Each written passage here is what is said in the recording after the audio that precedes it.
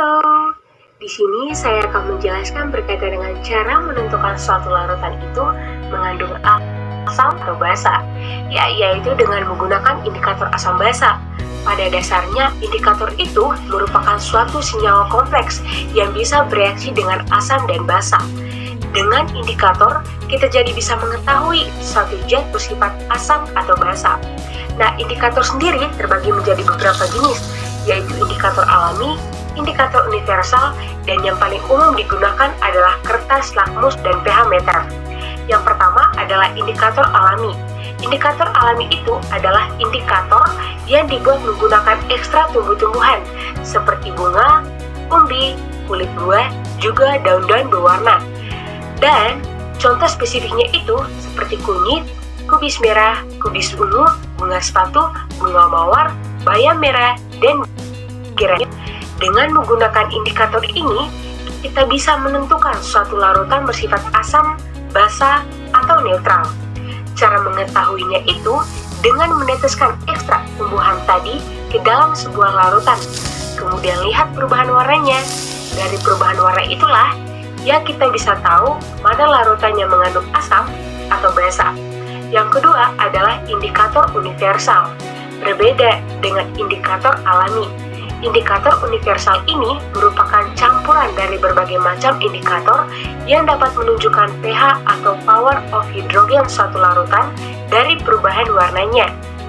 Untuk menunjukkan keasaman dan kebasaan, kita bisa lihat pada rentang pH 1 sampai. Sekarang kita lihat warna-warna yang menandakan pH larutan yang telah ditambahkan indikator universal. Kita bisa lihat di sini ada warna kuning, merah, hijau, juga biru. Untuk yang warna kuning sampai merah itu menunjukkan larutan asam. Kemudian warna biru sampai biru tua, begitu juga ungu itu menunjukkan larutan basa. Sedangkan warna hijau berarti menunjukkan bahwa larutan tersebut merupakan netral. Yang ketiga atau yang terakhir adalah pH meter. Berbeda dari indikator alami dan indikator universal.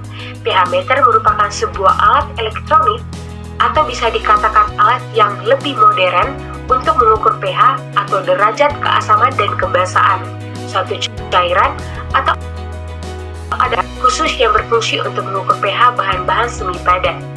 Cara menggunakan alatnya dengan cara dicelupkan pada larutan yang akan diuji. Jika kita sudah mencelupkannya pada pH meter, akan muncul angka skala yang menunjukkan pH larutan. Untuk prinsip kerja utama pada pH meter yaitu sensor probe yang merupakan elektrode kaca atau glass elektrode dengan jalan mengukur jumlah ion H3O+ atau ion hidrolin atau biasa disimbolkan dengan H+ di dalam larutan. Pada ujung elektrode kaca terdapat lapisan kaca setebal 0,1 massa molar yang berbentuk bulat atau bulb.